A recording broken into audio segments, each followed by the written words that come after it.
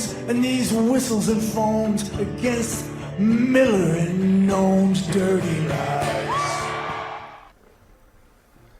And Jemele, you write in your op-ed what Breonna Stewart said, which is, I think that when human lives are at stake, it's bigger than anything else.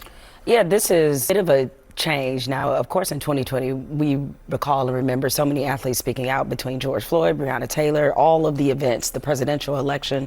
So we saw them really at the forefront. But kind of since then, it's been muted. And much like we discussed earlier in the show about how, you know, with the arrest of Don Lemon, it sends a chilling effect. And I think we have seen a different political climate in the last couple of years, and especially for Black athletes with the anti-DEI stuff and everything like that. I think it made a lot of athletes very hesitant to speak up in these moments. And so now with this, I think it was so across the line. And this is personal, as you noted, for Breonna Stewart. And women tend to lead the way. Like, come on now, dawg. Come on, man. A lot of the players in the WNBA, they have been very outspoken about how they feel about this administration. So I think for athletes, this represents them, you know, finding their voice. I mean, the Bruce Springsteen song, LeBron reposted it. Yeah. So I think we're going to see a lot more of this in this moment. Yeah, and there was this letter, you talk about this in your op-ed as well, from all these business leaders in Minnesota. And in that letter, the teams all signed up to join in condemning what's been happening on the ground. And to me, you know, that goes the way that the people are, because teams are not going to not side with their fans. And it tells you a lot, I think, of where they think that not only where the state is, but where the country is. Let me play what Edward Norton said earlier this week about what he thinks should happen after Alex Preddy's death. I think what they're doing in Minnesota with the strike needs to expand. I think we should be talking about a national general economic strike until this is over. So on Friday, there is some attempt to make that national strike happen. Well, it's unclear how widespread it will be, but do you think that's even an effective strategy in this day and age?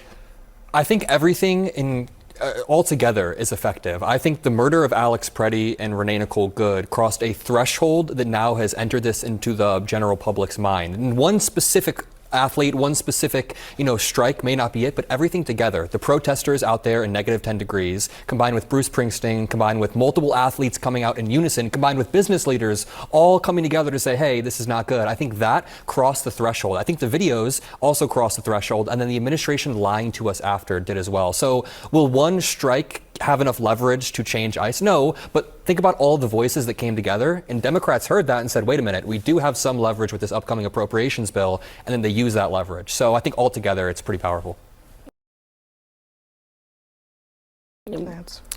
I like Bruce Springsteen. If I quit listening to all the people I didn't agree with politically, I would be stuck with Lee Greenwood. Nothing wrong with Lee Greenwood. I like Lee Greenwood. Just but, you and Lee Greenwood. I mean, look, it's a free country. They can do what they want to do. My issue is, why is it when people are celebrating something on the left and the Democrats, it's we're talking about here, and when conservatives do it, they get blacklisted in Hollywood.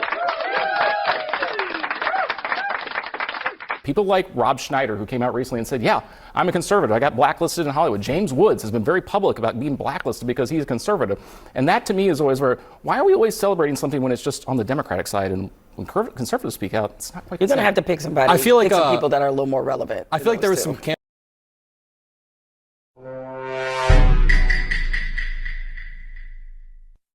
culture on the right. They've been very public about it. After Charlie Kirk was murdered, I feel like if anybody who mentioned his name got canceled by the right. So I feel like I guess with your celebrity framework, it just, I don't know, it doesn't. But I mean, that's my point, though.